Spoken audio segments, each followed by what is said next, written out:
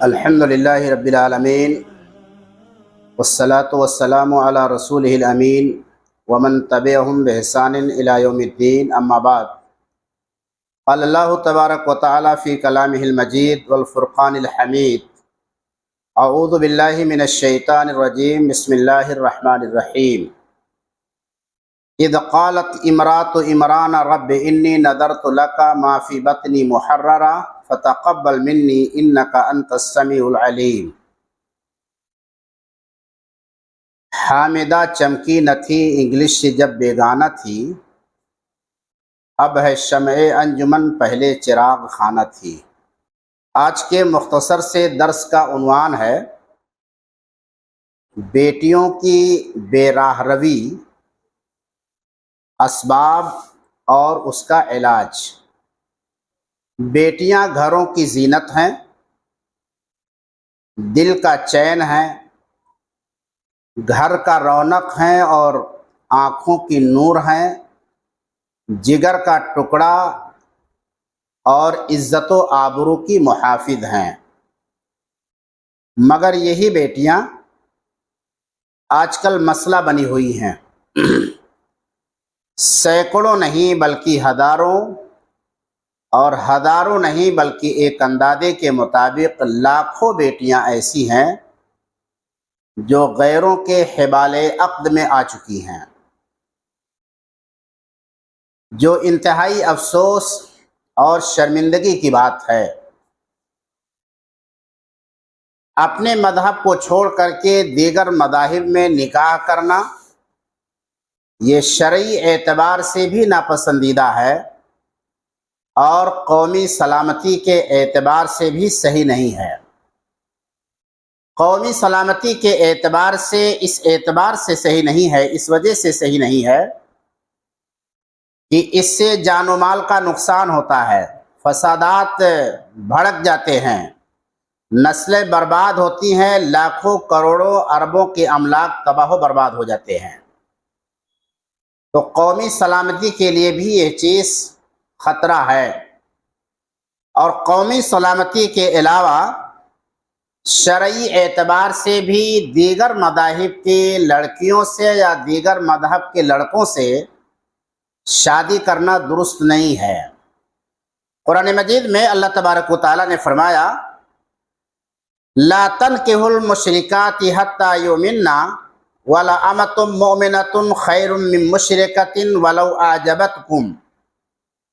لڑکوں کو اللہ رب العالمین نے مخاطب کرتے ہوئے کہا کہ تم مشرک عورتوں سے اس وقت تک شادی نہ کرو جب تک کہ وہ ایمان نہ لے آئیں۔ وَلَأَمَةٌ مُؤْمِنَةٌ، مومنہ لونڈی، مومنہ باندی یہ بہتر ہے مشرکہ لڑکی سے، وَلَوْ أَعْجَبَتْكُمْ، اگرچہ یہ مشرکہ عورت تم کو بھا جائے، اچھی لگے، خوبصورت ہو، صاحب حیثیت اور صاحب جمال ہو، اگرچہ یہ تمہیں بھا جائے لیکن یہ مومنہ باندی سے بھی وہ بہتر نہیں ہے۔ اور اس کے بعد اللہ تبارک و تعالیٰ نے اولیاء کو، سرپرستوں کو مخاطب کرتے ہوئے کہا وَلَا تُنْكِحُوا الْمُشْرِكِينَ، تم لوگ اپنی لڑکیوں کی شادی مشرک لڑکوں سے نہ کیا کرو۔ لا تنکحوا المشرکین، مشرک لڑکوں سے شادی نہ کرو، یہ کہہ کر کے اللہ تبارک و تعالیٰ نے یہ بات بھی بتا دیا ہے کہ لڑکی کی شادی بغیر ولی کے نہیں ہوتی۔ وہاں پر شروع میں جو اللہ نے مخاطب کیا وہ لڑکوں کو ڈائریکٹ مخاطب کیا ہے، تم مشرکہ عورتوں سے شادی نہ کرو، اور یہاں پر اولیاء کو مخاطب کر کے کہا ہے کہ تم اپنی بیٹیوں کی شادی مشرک لڑکوں سے مت کیا کرو۔ اور رسول اکرم صلی اللہ علیہ وسلم نے بھی فرمایا ہے ایما امرأۃ نکحت بغیر اذن ولیہا فنکاحها باطل باطل باطل، ایسی عورت جس نے اپنے ولی کی اجازت کے بغیر نکاح کر لیا ہے اس کا نکاح باطل ہے۔ 3 مرتبہ آپ نے فرمایا باطل باطل باطل، باطل ہے باطل ہے باطل ہے۔ تو لا تنکح المشرکات حتی یؤمننا، مشرک لڑکوں سے شادی نہ کرو، مشرک لڑکوں سے اپنے لڑکیوں کی شادی نہ کراؤ جب تک کہ وہ ایمان نہ لے آئیں، اور مومنہ بادی یہ بہتر ہے مشرکہ لڑکی سے، ولو اعجبتکم، اگرچہ وہ تم کو اچھی لگے، ولعبد مؤمن خیر من مشرک، مومن لڑکا یہ بہتر ہے مشرک لڑکے سے، ولو اعجبکم، گرچہ وہ تم کو اچھا لگے، اولئک یدعون الی النار، اللہ رب العالمین نے اس کا ریزن سبب بتاتے ہوئے کہا کہ یہ لوگ جہنم کی طرف تم کو بلاتے ہیں۔ واللہ یدعو الی الجنۃ والمغفرہ، اور اللہ رب العالمین بلاتا ہے جنت اور مغفرت کی طرف اس کی اجازت سے، وَيُبَيِّنُ آیاتہ للناس، وہ اپنی آیات کو بیان کرتا ہے لوگوں کے لیے، شاید کہ لوگ نصیحت حاصل کریں۔ معلوم یہ ہوا کہ شرعی اعتبار سے کسی لڑکے کا کسی مشرک لڑکی سے اور کسی مشرک لڑکی کا کسی مشرک لڑکے سے شادی کرنا شرعی اعتبار سے درست نہیں ہے۔ نکاح کے لیے شرط ہے کہ دونوں آپس میں مومن ہوں، ایمان والے ہوں۔ اب اس کے بعد ہمیں یہ دیکھنا یہ ہے کہ بیٹیاں جو ہمارے گھروں میں ہوتی ہیں یہ صاحب کردار کیسے بنتی ہیں، بیٹیاں سنورتی کیسے ہیں، بیٹیوں کے اندر بلند اخلاق کیسے پیدا ہوتا ہے۔ اللہ رب العالمین نے فرمایا اذ قالت امرات عمران، جب عمران کی بیوی نے کہا رب انی نذرت لک ما فی بطنی محررا، میرے رب میں نے نظر مان لیا ہے جو کچھ میرے پیٹ میں ہے، محررہ آزاد کرنے کے لیے، بیت المقدس کی خدمت کے لیے میں اسے وقف کر دوں گی، فتقبل منی، تو مجھ سے قبول کر لے، انک انت السمیع العلیم، بے شک تو سننے والا جاننے والا ہے۔ یہ دعا کب مانگی عمران کی بیوی نے، یہ دعا اور ارادہ کب کیا انہوں نے، نظر کب انہوں نے مانا، جب وہ پیٹ میں تھی، ابھی پیدا نہیں ہوئی تھی۔ اس سے بات معلوم یہ ہوتی ہے کہ والدین کی دعا یہ بیٹیوں کو سنوار دیتی ہے، لہذا جس کے گھر بھی بیٹی پیدا ہونے والی ہو، بیٹا پیدا ہونے والا ہو، ایسے بندے کو اپنا تعلق اللہ رب العالمین سے مضبوط کر کے دعا کرنا چاہیے۔ دوسری چیز یہ ہے کہ والدین کی صالحیت، نیکی، یہ بھی بیٹیوں کے کردار کو سنوار دیتی ہے، ان کو بلند کر دیتی ہے۔ والدین کا تقوی بھی انہیں با کردار بناتا ہے، اور جب بیٹی مثالی بن جاتی ہے تو یہی مثالی بیٹی کل کی مثالی ماں بن جاتی ہے۔ حضرت مریم علیہ السلام کی مثال ہمارے اور آپ کے سامنے ہے کہ اذ قالت الملائکۃ، فرشتوں نے کہا یا مریم، اے مریم، ان اللہ اصطفاک وطہرک واصطفاک علی نساء العالمین، بے شک اللہ نے تم کو چن لیا ہے، تمہیں پاک کر دیا ہے، اور تم کو دنیا کی تمام عورتوں میں ممتاز بنا دیا ہے۔ یعنی حضرت مریم علیہ السلام وہ خاتون ہیں جو پاکیزہ ہیں، چنی ہوئی ہیں، اور تمام خواتین پر ان کو امتیاز حاصل ہے۔ اور نبی گرامی صلی اللہ علیہ وسلم نے حضرت مریم علیہ السلام کے بارے میں فرمایا خیر نسائها مریم و خیر نسائها خدیجہ، دنیا میں بہت سارے افضل ترین مرد پیدا ہوئے، لیکن عورتوں میں 4-5 عورتوں کا صرف تذکرہ احادیث میں ہے، اس میں ایک حضرت مریم علیہ السلام ہیں، حضرت خدیجہ ہیں، حضرت عائشہ ہیں، حضرت آسیہ ہیں، حضرت فاطمہ ہیں رضی اللہ عنہن۔ یہ سب وہ عورتیں ہیں جو مثالی خواتین ہیں، جن کا خصوصیت کے ساتھ اللہ رب العالمین نے حدیث کے اللہ کے رسول صلی اللہ علیہ وسلم نے احادیث کے اندر تذکرہ کیا ہے۔ حضرت مریم علیہ السلام کی کفالت کر رہے تھے حضرت زکریہ علیہ السلام جو خالو ہوتے تھے۔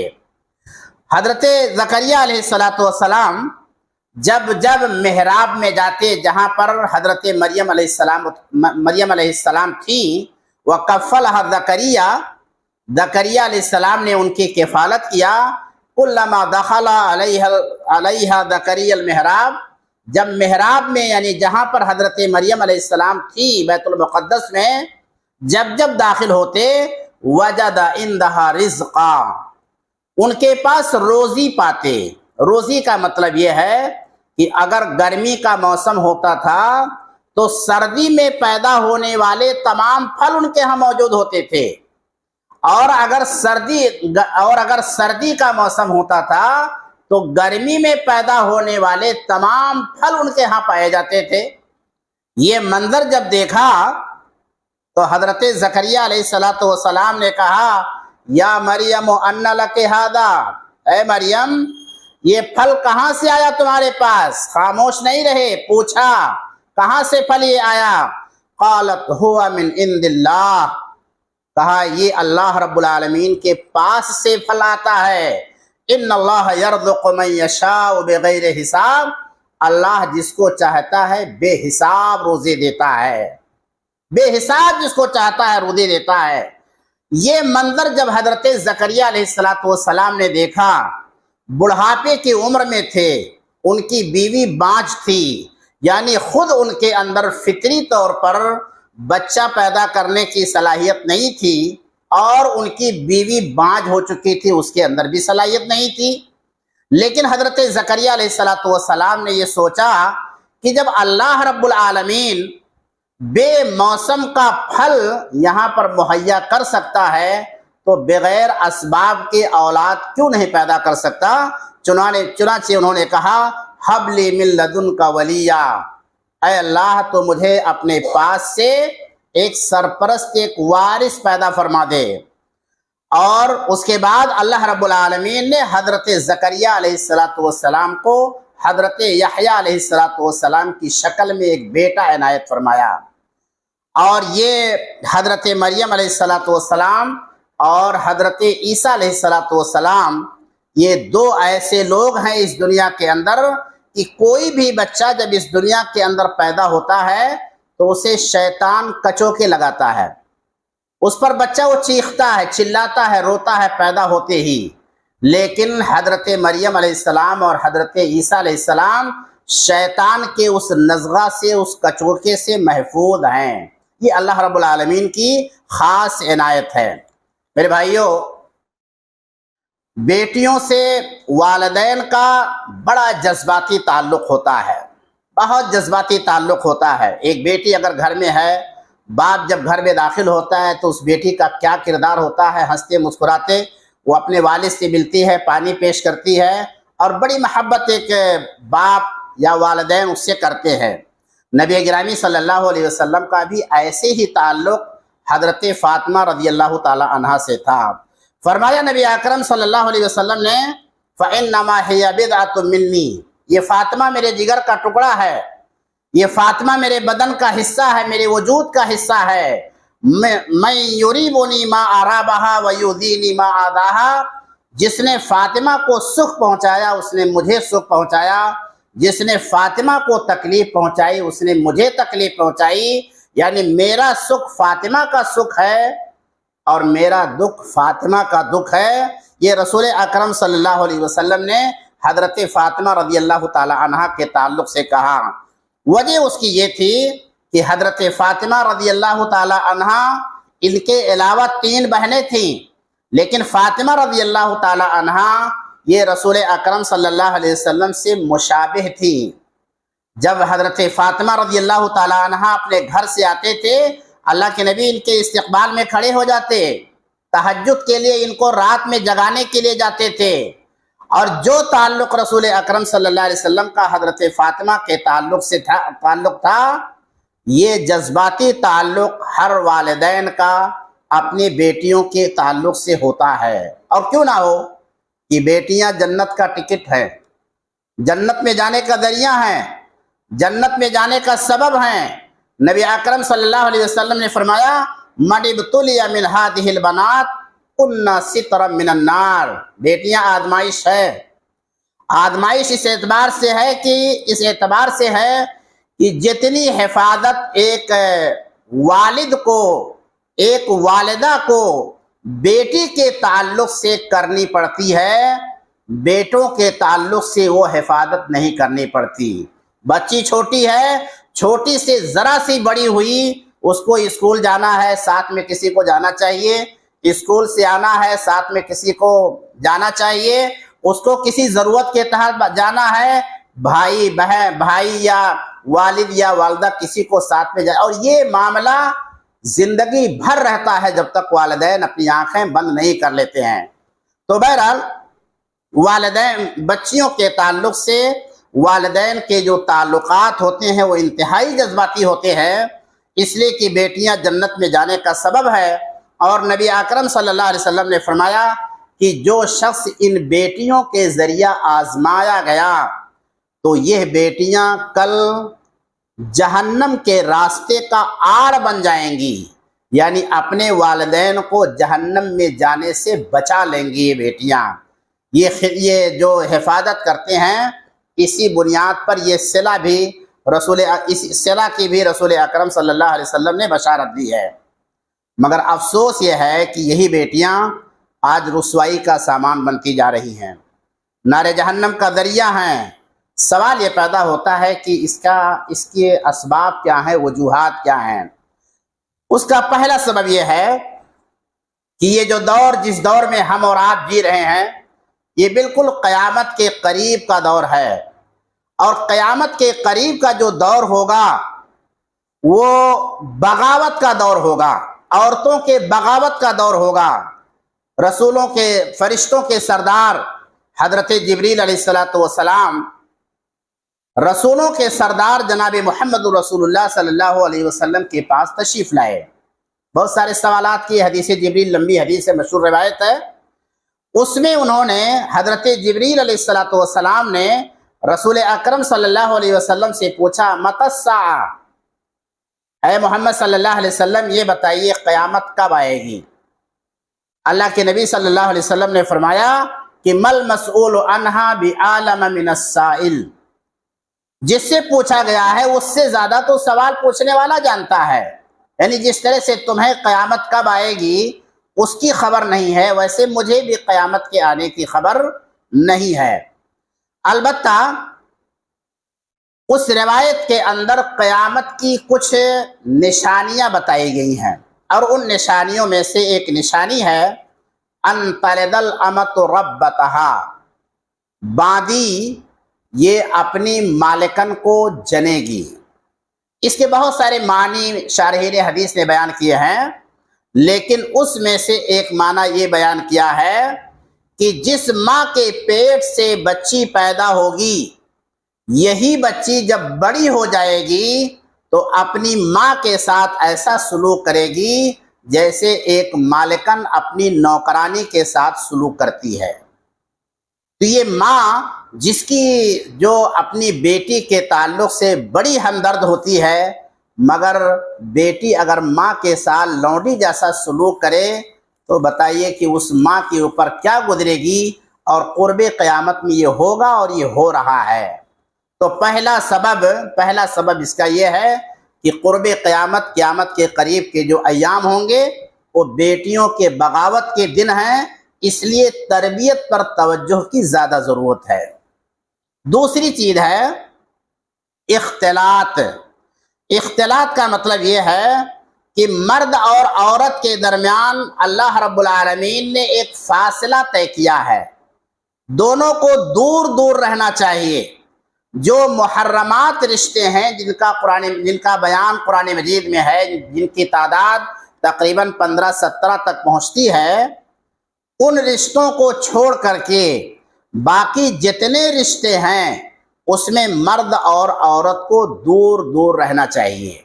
ہوتا یہ ہے کہ بہت ساری لڑکیاں جو سگی بہنیں نہیں ہوتی ہیں وہ کسی کو اپنا بھائی بنا لیتی ہیں، یہ پھوپھی زاد ہے، یہ خالہ داد ہے، یہ ہمارا کزن ہے، اور اس طرح کے بہت سارے رشتوں کو کیا کہتے ہیں کہ میرا بھائی ہے، پھر ان سے میل ملاپ اور اس کے بعد معاملات خراب ہو جاتے ہیں۔ اللہ کے نبی صلی اللہ علیہ وسلم کا ارشاد کیا ہے؟ آپ نے فرمایا کہ ایاکم الدخول علی النساء، جہاں عورتیں رہتی ہوں وہاں مردوں کے داخل ہونے سے بچنا چاہیے، وہاں پر مرد نہ جائیں جہاں پر عورتیں ہوں۔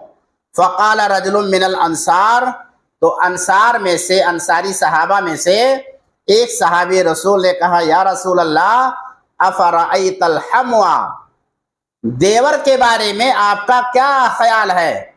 تو آپ صلی اللہ علیہ وسلم نے فرمایا الحمو الموت، دیور سے ایسے ہی ڈرو جیسے موت سے ڈرا جاتا ہے، اتنا دور رہو۔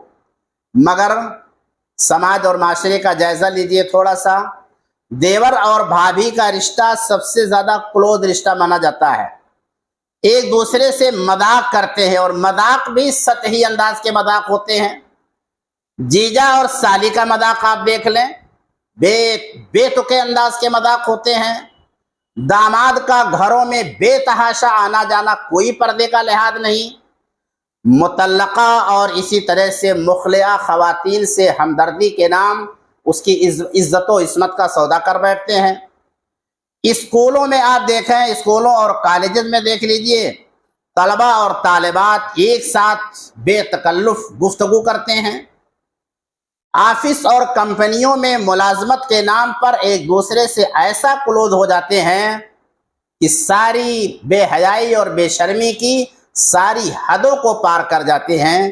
یہ ساری چیزیں ایسی ہیں جو ہماری بیٹیوں کے اندر بے راہ روی پیدا کرتے ہیں، بغاوت پیدا کرتے ہیں، اخلاقی پستی سے پیدا ہوتی ہے۔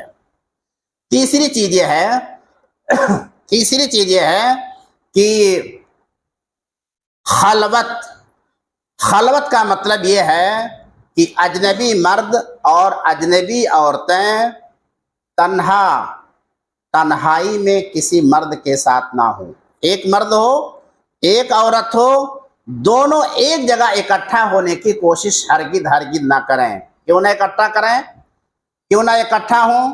اس لیے کہ نبی اکرم صلی اللہ علیہ وسلم نے فرمایا لا یخلون رجل بامرأۃ فإن ثالثہما الشیطان، جب ایک اجنبی مرد اور ایک اجنبی عورت ایک ساتھ اکٹھا ہوتے ہیں تو بیچ میں تیسرا شیطان آ جاتا ہے، اور وہ شیطان دونوں کے دلوں میں خواہشات کو ابھارتا ہے، برے خیالات پیدا کر دیتا ہے۔ ایک ملاقات، دوسری ملاقات، تیسری ملاقات، دلچسپیاں بڑھتی ہیں، خطوط کا آغاز ہوتا ہے، میسج کرتے ہیں، چیٹنگ کرتے ہیں، اس کے بعد معاملہ کہیں سے کہیں پر چلا جاتا ہے۔ اسی لیے آپ دیکھیں گے کہ یہ خلوت کا معاملہ اتنا عجیب و غریب ہے کہ ہمارے بہت سے پیرنٹس حد سے زیادہ اپنی اولاد پر اعتماد کرنے کے نتیجے میں کیا کر دیتے ہیں؟ ٹیوشن لگا دیتے ہیں۔ ٹیوشن میں ایک مدرس ہے، چاہے وہ مولانا ہی کیوں نہ ہو، اور ان کے ساتھ ایک بالغ بچی ہے، دونوں اکٹھا ہو جاتے ہیں پڑھانے کے لیے۔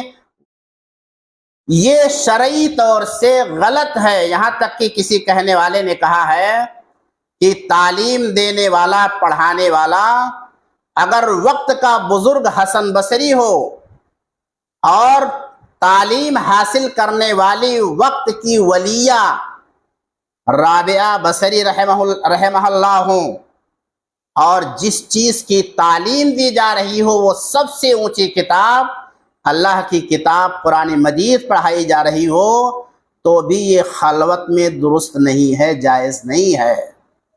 آپ میتھس ہے، ریاضی ہے، سائنس ہے، اور اسی طریقے سے دیگر جو کتب ہیں ان کی بات تو آپ چھوڑ دیجئے، پڑھانے والا بھی بزرگ، پڑھنے والی بھی بزرگ، اور کتاب جو پڑھی جا رہی ہے وہ کتاب سب سے بزرگ، پھر بھی وہ درست نہیں ہے۔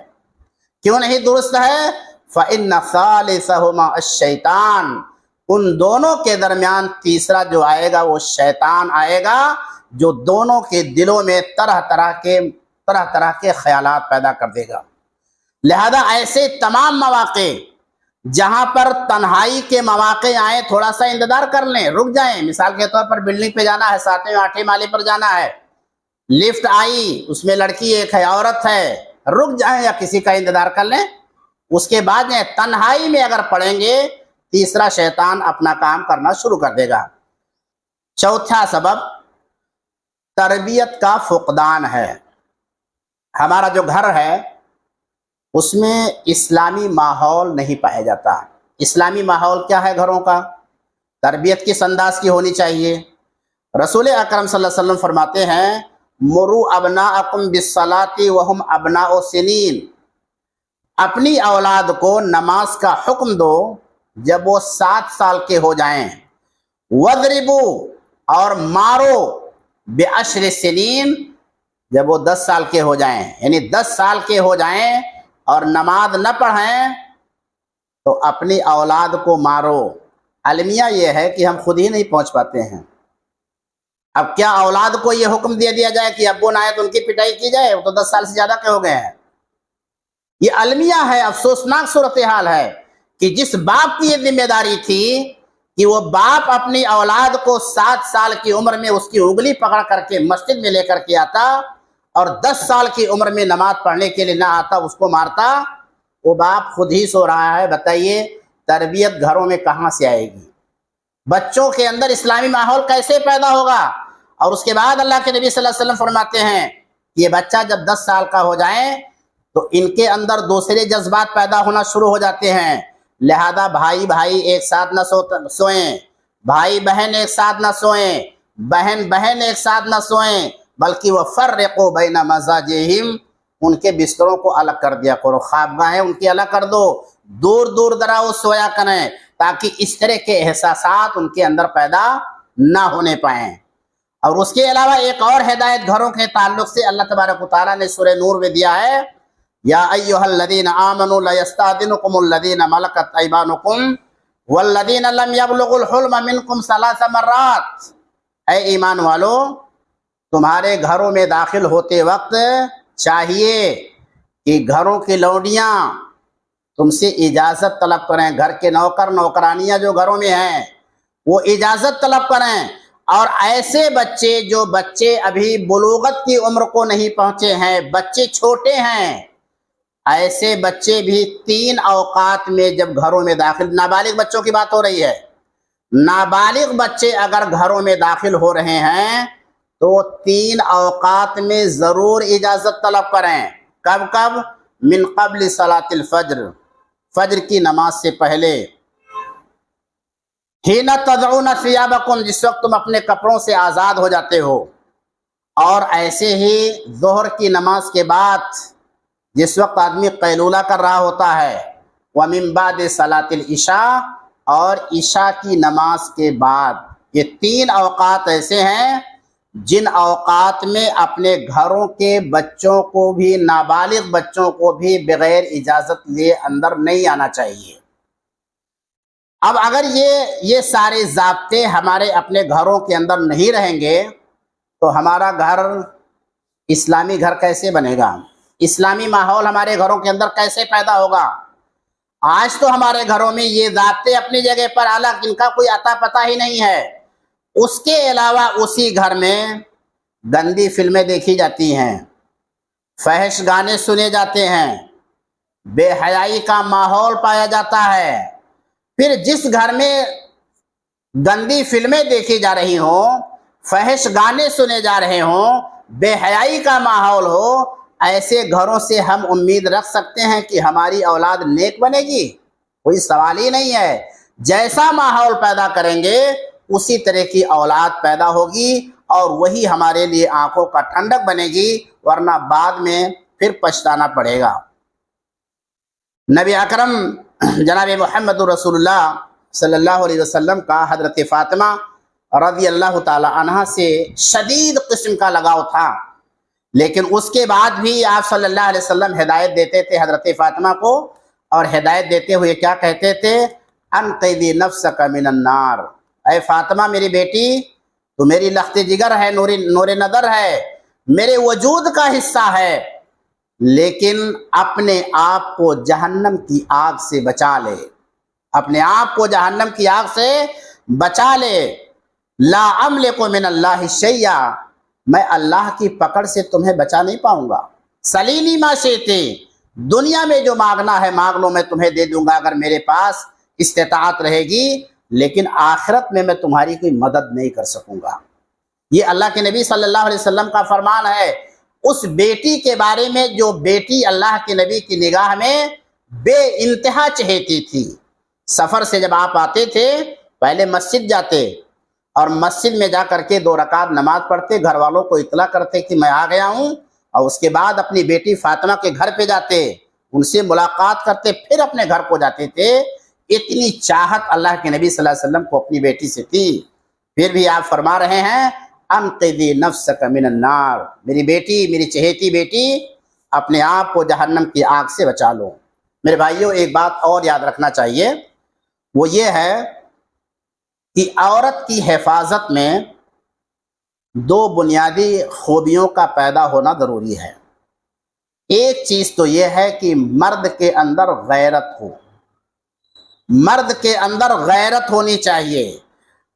بعثت نبی اکرم صلی اللہ علیہ وسلم کی بعثت سے پہلے عربوں کی غیرت کس انداز کی تھی کہ عرب کے لوگ ایسا کرتے تھے کہ جس اونٹنی پر ان کی بیوی بیٹھ جاتی تھی، ایسی اونٹنی کو بعد میں وہ ذبح کر کے اس کا گوشت کھا لیتے تھے کہ کہیں ایسا نہ ہو کہ یہ اونٹنی بکے اور اس پر کوئی غیر مرد اس اونٹنی پر سواری کرے۔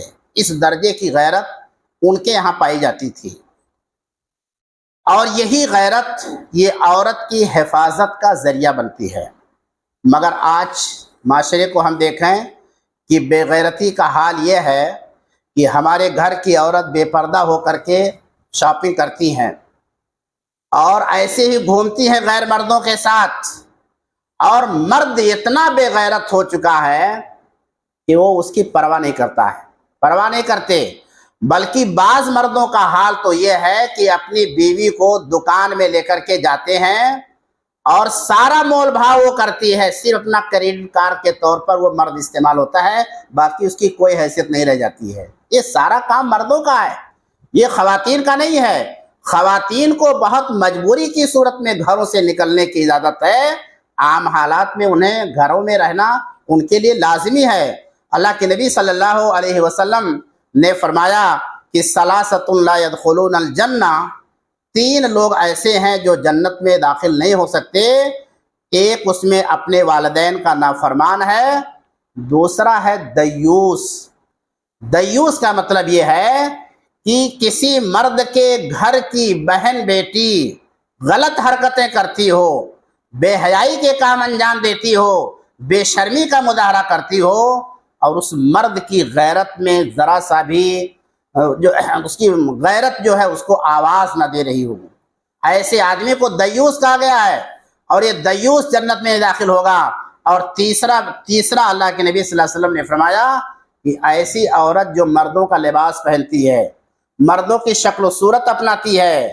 لہذا ایک ایسا مرد جس کے گھر کی عورتیں نیم اریاں یا اریاں اگر وہ گھومتی پھرتی ہیں غیر مردوں کے ساتھ، یہ پیغام دیتی ہے وہ عورت کہ میرے گھر کے مردوں کی غیرت مر چکی ہے، اس لیے میں اتنا آزاد ہو چکی ہوں۔ یہ غیرت اپنے اندر پیدا کرنے کی ضرورت ہے۔ دوسری چیز ہے جو عورت کی حفاظت کرتی ہے، وہ ہے حیا۔ اللہ کے نبی صلی اللہ علیہ وسلم نے فرمایا لا تنکح الأیم حتی تستعمر ولا تنکح البکر حتی تستأذن قالوا کیف اذنها قال ان تسکتا۔ پہلے جب لڑکیوں کے رشتے ہوتے تھے تو رشتے والدین طے کر دیتے تھے، طے کر دینے کے بعد ایک والد اپنے لڑکی کے پاس آتا تھا اور کہتا تھا کہ میں نے تمہارے لیے ایک ایسا لڑکا تمہارے لیے طے کر دیا ہے، رشتے کے لیے انتخاب کر دیا ہے، تمہیں پسند ہے؟ لڑکی کے اندر اتنا حیا ہوتی تھی کہ اس کے آنکھوں سے آنسو گر جاتا تھا مگر زبان اس کی نہیں کھلتی تھی۔ یہ حیا اس کے اندر تھی۔ آج وہ صورتحال نہیں ہے۔ صحابی رسول نے اللہ کے نبی صلی اللہ علیہ وسلم کے پاس جا کر کے عرض کیا کہ اللہ کے نبی صلی اللہ علیہ وسلم، ہم اپنی بیٹیوں سے، اپنی بچیوں سے پوچھتے ہیں کہ ہم نے رشتہ طے کر دیا ہے، مگر ہماری بیٹی جواب نہیں دیتی ہے، ہم کیسے مانیں کہ وہ اس رشتے سے راضی ہے یا رشتے سے راضی نہیں ہے؟ اللہ کے نبی صلی اللہ علیہ وسلم نے فرمایا کہ اگر وہ شوہر دیدہ نہیں ہے بلکہ باکرہ لڑکی ہے، پہلی بار اس کی شادی ہو رہی ہے، تو اگر وہ خاموش رہ جاتی ہے تو اس کی خاموشی ہی اس کی اجازت ہے۔ اس درجے کی حیا خواتین کے اندر پائی جاتی تھی۔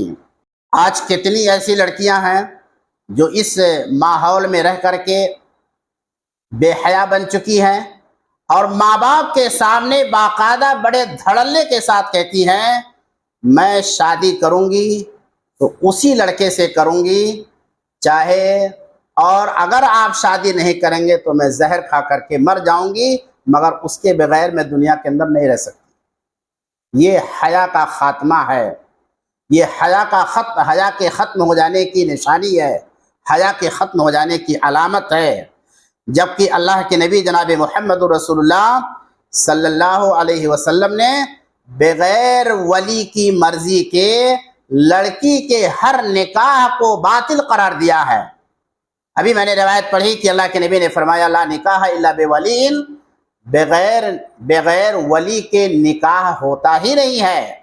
گویا جو ولی ہوتا ہے وہ اتنا بڑا ذمہ دار ہوتا ہے کہ وہ شہادت دے رہا ہوتا ہے اس بات کی، اور اپنی لڑکی کا ہاتھ پکڑ کر کے دوسرے کے ہاتھ میں جب پکڑاتا ہے تو یہ کہہ رہا ہوتا ہے کہ اب تک شروع سے لے کر کے اور اب تک میں اس کی عزت و عصمت کا محافظ رہا ہوں، آج نکاح کر کے میں اس کا ہاتھ تمہارے ہاتھ میں دیتا ہوں، آج کے بعد سے اس کی عصمت و عزت کے محافظ آپ ہیں۔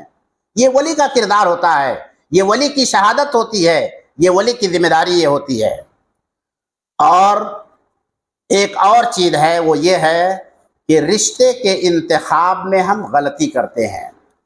لڑکیوں کے اندر جو بغاوت پیدا ہو رہی ہے، بے راہ روی پیدا ہوتی ہے، وہ رشتے کے انتخاب میں ہم غلطی کرتے ہیں۔ اللہ کے نبی صلی اللہ علیہ وسلم نے فرمایا تنکح المرأۃ باربع، کسی لڑکی کی شادی کی جاتی ہے یا کوئی بھی نکاح کیا جاتا ہے تو 4 بنیادوں پر ہوتا ہے، لمالہا ولحسبہا ولجمالہا، مال دیکھ کر کرتے ہیں، خاندان دیکھ کر کے کرتے ہیں، یا اس کی خوبصورتی دیکھ کر کے کی جاتی ہے، اور چوتھی چیز ہے دینداری دیکھ کر کے کی جاتی ہے۔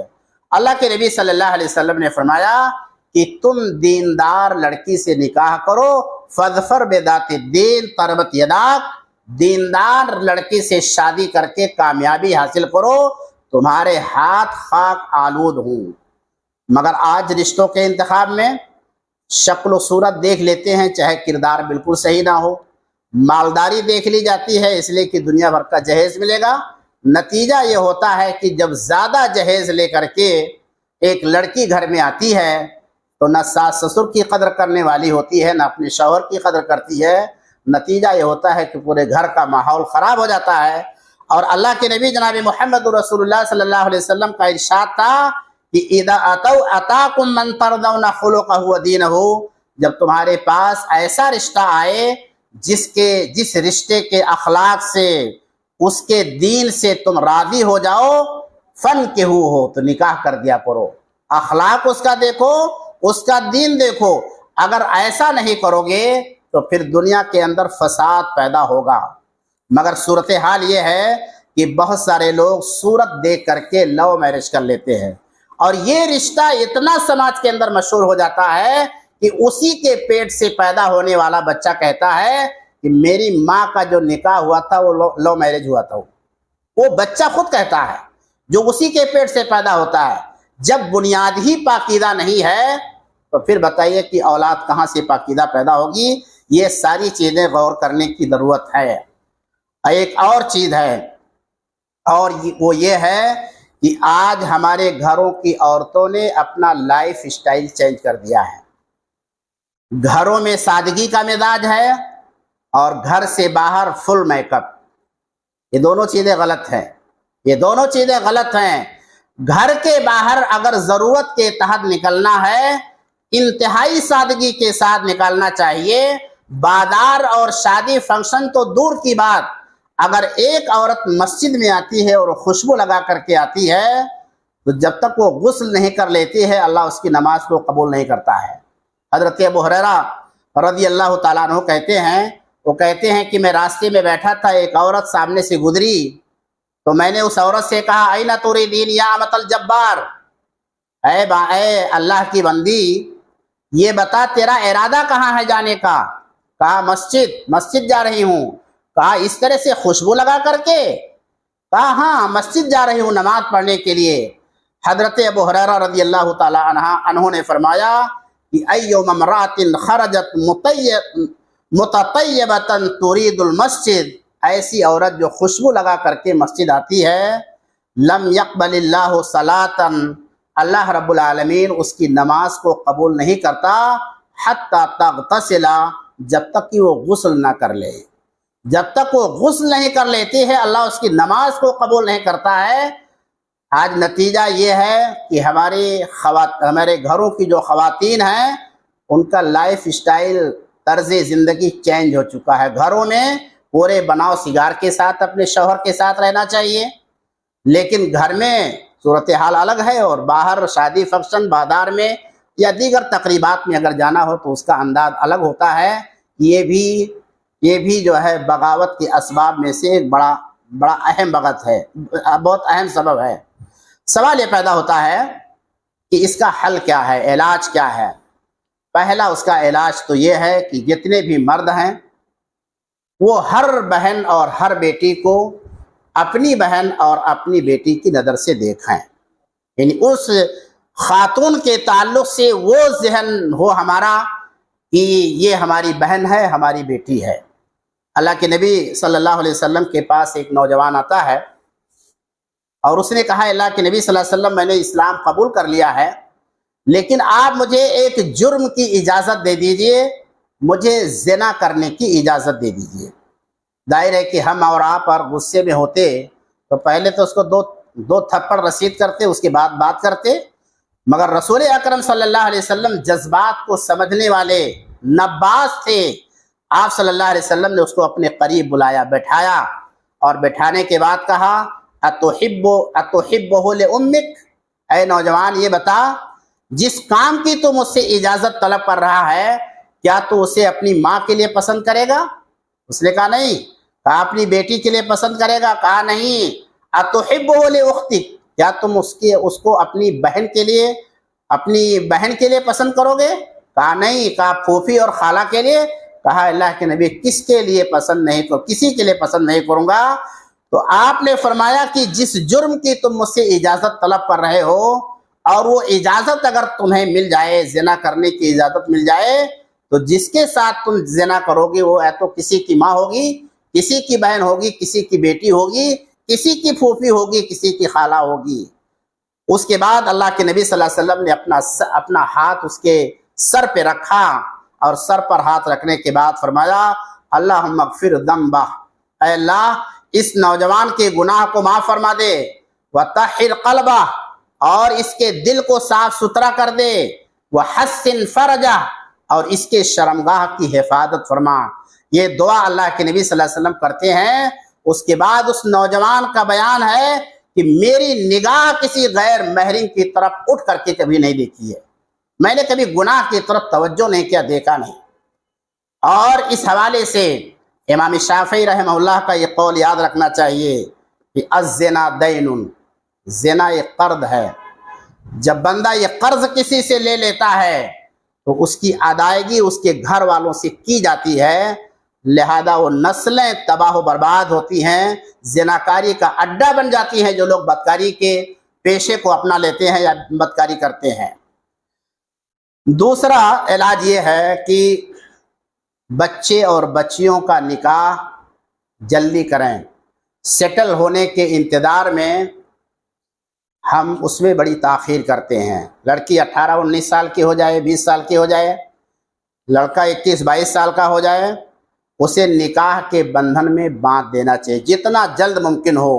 اگر وہ بچہ مالی اعتبار سے کمزور ہے، معاشی اعتبار سے کمزور ہے، تو رب کائنات کا وعدہ ہے کہ یکون فقراء یغنیہم اللہ، اگر یہ نکاح کرنے والے تنگ دست ہوں گے اللہ رب العالمین ان کی زندگیوں میں غنا لے آئے گا، مالداری لے آئے گا، ان کے معاشی مسئلے کو حل کر دے گا۔ لہذا روزی اللہ رب العالمین دیتا ہے، وما من دابۃ فی الارض الا علی اللہ، جتنے جو ہے زمین پر چلنے والے جانور ہیں، مخلوقات ہیں، سب کی روزی کی ذمہ داری اللہ رب العالمین نے رکھی ہے۔ ایک چیز اور ہے، وہ یہ ہے کہ شادی کو آسان بنائیں، یعنی شادی کو سادی کریں، شادی کو مشکل نہ بنائیں۔ شادیاں آج کے دور میں جہیز کے چکر میں، دعوتوں کے چکر میں اتنی مہنگی ہوتی جا رہی ہیں کہ عام آدمی کے لیے شادی کرنا مشکل اور بدکاری کرنا آسان ہوتا جا رہا ہے۔ عہد صحابہ میں رسول اکرم صلی اللہ علیہ وسلم کے زمانے میں جو شادیاں ہوتی تھی اتنا آسان ہوتی تھی کہ عبد الرحمن بن عوف مدینے کے اندر شادی کرتے ہیں اور مدینے کے سردار جناب محمد رسول اللہ صلی اللہ علیہ وسلم کو اس کی خبر نہیں ہے، ہاتھ میں زردی دیکھا تب جا کر کے ان کو خبر ہوئی تھی۔ آج ایک زمانہ تھا کہ دیگر اقوام جو ہمارے پاس آتی تھی، وہ مسلمانوں کے پاس آتی تھی، یہاں علم سیکھیں گے، تہذیب سیکھیں گے، ثقافت سیکھیں گے۔ آج ہم نے علم سے اپنا رشتہ توڑ لیا ہے، اور صورتحال یہ ہے کہ ہمارے پاس جو دیگر اقوام آتی ہیں وہ اس لیے آتی ہیں کہ مسلمانوں کی گلیوں میں چٹپٹی چیزیں کھانے کو زیادہ ملتی ہیں، مسلمانوں کے محلے میں ڈھابے زیادہ ملتے ہیں، اس لیے آتے ہیں۔ ان ساری چیزوں سے بہرحال اپنا رشتہ علم سے جوڑنا چاہیے۔ اور آخری چیز کہہ کر کے میں اپنی بات کو ختم کر دوں کہ میاں اور بیوی رشتہ ہو جانے کے بعد میاں اور بیوی ایک دوسرے کو برداشت کرنا سیکھیں۔ مرد کو یہ جاننا چاہیے کہ عورت ٹیڑھی پسلی سے پیدا کی گئی ہے، لہذا اس کے اندر ٹیڑھ پن رہے گا، اور اس ٹیڑھ پن سے فائدہ اٹھانے کی کوشش کرنا ہے۔ اگر ہم اس کو سیدھا کرنے کے چکر میں پڑیں گے تو ٹوٹ جائے گا رشتہ، یعنی طلاق واقع ہو جائے گا۔ اور عورتوں کو یہ ہدایت ہے کہ اللہ رب العالمین نے نہ تو سر سے پیدا کیا ہے ان کو کہ وہ سر پہ سوار رہیں، نہ پیر سے پیدا کیا ہے کہ وہ پیر کی جوتی بنیں، بلکہ ٹیڑھی پسلی کی ہڈی سے پیدا کیا ہے تاکہ وہ مردوں کے دل سے قریب رہیں۔ اور مردوں کی ذمہ داری یہ ہوتی ہے کہ وہ عورتوں کے اوپر کسی بھی طرح کے ظلم سے بچائیں۔ اصل میں ہوتا یہ ہے کہ ایسی مثالیں ملتی ہیں کہ کچھ مرد جن کا رشتہ ٹوٹ گیا ہے ان سے دوسری شادی کرنے کے لیے اگر کہا جاتا ہے تو اتنا عورتوں سے بدظن ہو چکے ہیں، وہ کہتے ہیں دنیا میں کوئی عورت اچھی ہے ہی نہیں۔ اور جس خاتون کا رشتہ ٹوٹ گیا ہے اس سے اگر کہا جاتا ہے کہ کوئی دوسرا نکاح کر لیجئے تو کہتی ہیں کوئی مرد دنیا کے اندر اچھا ہے ہی نہیں۔ یہ دونوں فیلنگ، دونوں احساسات کو ختم کرنے کی ضرورت ہے سماج اور معاشرے سے۔ اللہ رب العالمین سے دعا ہے کہ رب العالمین ہم سب کو اس بات کی توفیق عطا فرمائے کہ ہم اپنے گھروں کو اسلامی ماحول بنائیں، اپنے بچوں کی تربیت کرنے والے بنائیں۔ ربنا تقبل منا انک انت السمیع العلیم وتب علینا انک انت التواب الرحیم۔ سبحان ربک رب العزت عما یصفون وسلام علی المرسلین والحمد للہ رب العالمین۔ دعا پڑھ لیجئے۔ سبحانک اللہم وبحمدک اشہد ان لا الہ الا انت استغفرک واتوب الیک۔